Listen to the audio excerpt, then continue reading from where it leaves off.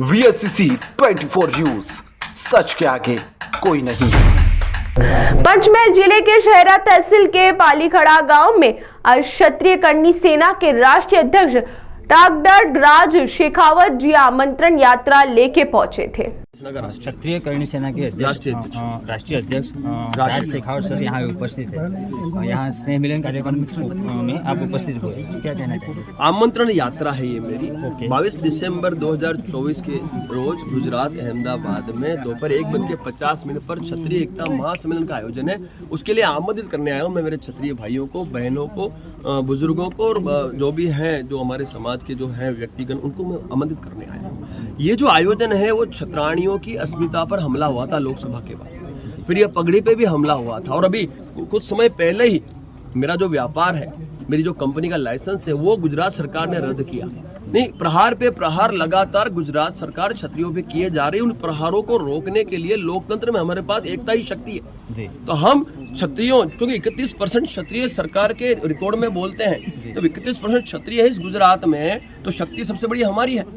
तो जनता की सेवा हम करें, हमारी एकता का लाभ हम भविष्य में ले, उस उद्देश्य को लेके हमने ये आयोजन किया। और इस आयोजन को रोकने के लिए इन्होंने मेरी कंपनी का लाइसेंस रद्द किया, पर मैं मेरे समाज को समर्पित हूँ। मैं इस समाज की धरोहर हूँ और समाज जवाब देगा, क्योंकि ये जो व्यापार है समाज का व्यापार है। मैं तो समाज की धरोहर हूँ। मैं जो भी कार्य कर रहा हूँ समाज के लिए कर रहा हूँ। जो समाज के लिए कार्य कर रहा हूँ, सरकार मेरे पे प्रहार कर रही है, तो जवाब समाज देगा ना मेरा। तो इसलिए उस समाज को मुझे एकत्रित करना है। इसलिए मैं उनको एकत्रित करने के लिए मैं गांव गांव घूम रहा हूँ, मैं तहसील तहसील घूम रहा हूँ, मैं जिले जिले घूम रहा हूँ। गुजरात के प्रत्येक जिले में जाऊंगा और लाखों की संख्या में क्षत्रियों को वहां एकत्रित करके मैं गुजरात सरकार को और केंद्र सरकार को बता दूंगा कि अब क्षत्रिय एक हो गया है, अब हमें हर एक क्षेत्र में हमारी भागीदारी चाहिए।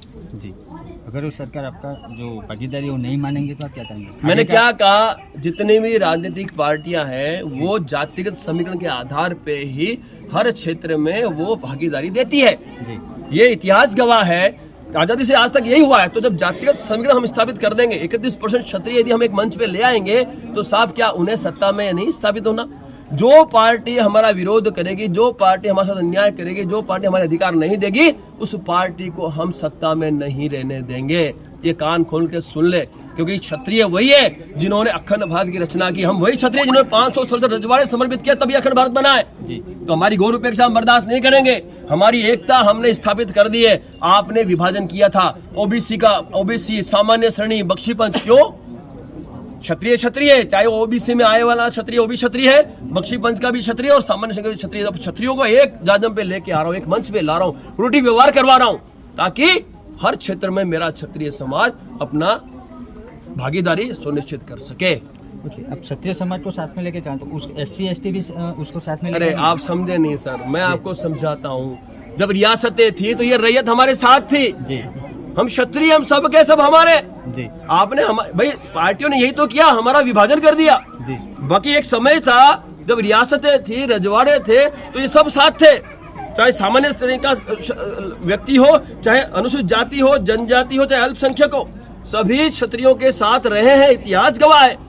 तो हम तो सबको साथ लेके चलना चाहते, लेकिन सत्ता बिना चले कैसे? सत्ता होगी तो सबको न्याय और अधिकार मिलेगा, सबको उनका अधिकार 1,00,000% मिलेगा। तो सत्ता बिना करेंगे क्या? इसलिए सत्ता के लिए इनकी एकता जरूरी है। हर क्षेत्र में आगे निकलने इनकी एकता जरूरी है। और सब अनुसूचित जाति हो, चाहे जनजाति हो, चाहे कोई भी जाति हो इस देश की, वो हमारा परिवार है। क्षत्रिय है हम सब के सब हमारे। तो हम कैसे किसी को छोड़ सकते हैं? लेकिन उसके लिए सत्ता आवश्यक है। एक योगी आदित्यनाथ सत्ता में बैठा है, सबसे न्याय कर रहा है, सबका न्याय कर रहा है। एक क्षत्रिय ने यूपी में अपना एग्जाम्पल दे दिया।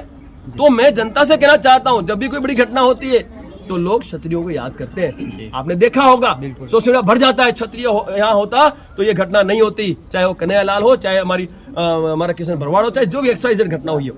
तो साहब जब जनता प्यार करती है तो ये राजनीतिक पार्टियां हमारी घोर उपेक्षा क्यों करती है? क्योंकि वो डरते हैं। उन्हें पता है जिस दिन क्षत्रिय सत्ता में बैठ गया उस दिन ये जनता की इतनी सेवा करेगा कि इसे सत्ता से उतारना नामुमकिन है। और लोकतंत्र है, मतों से सत्ता ली जाती है। इसलिए मैं मेरे समाज को जगाने आया। लोकतंत्र है, राजतंत्र नहीं है। इस लोकतंत्र में हमें इस लोकतंत्र के राजे रजवाड़े स्थापित करने हो तो हमें एकता रखनी होगी, संगठित होना होगा। क्योंकि लोकतंत्र के राजे रजवाड़े हैं क्या?